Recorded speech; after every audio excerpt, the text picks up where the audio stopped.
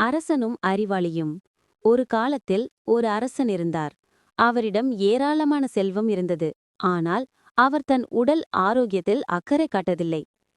சரியான உணவு, உடற்பயிற்சி என எதுவும் இல்லாமல் விரைவிலேயே அவர் மிகவும் நோயுற்று போனார். அரசவை மருத்துவர்கள் பல மருந்துகளை கொடுத்தும் அரசனால் குணமடைய முடியவில்லை. அவரின் அனைத்து செல்வமும் வீணானது. அரசன் மிகவும் சோர்வடைந்து தன் செல்வம் இருந்தும் அதை அனுபவிக்க முடியவில்லையே என்று வருந்தினார். அப்போது ஒரு அறிவாளியான முனிவர் அரண்மனைக்கு வந்தார். முனிவர் அரசனை பார்த்து, அரசே, உங்கள் நோய்க்கு என்னிடம் சிறந்த மருந்து உள்ளது.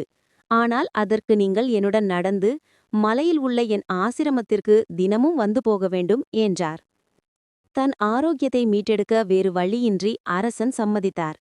ஆரம்பத்தில் மிகவும் சிரமப்பட்டாலும் அரசன் தினமும் அந்த நீண்ட தூரம் நடந்து செல்ல ஆரம்பித்தார். சில வாரங்களிலேயே அவர் மிகவும் சுறுசுறுப்பாகவும் ஆரோக்கியமாகவும் உணர ஆரம்பித்தார். முனிவர் புன்னகையுடன், அரசே, நீங்கள் தேடி அலைந்த மருந்து இந்த நடைப்பயிற்சியும் உங்கள் நல்ல உணவு பழக்கமும் தான்.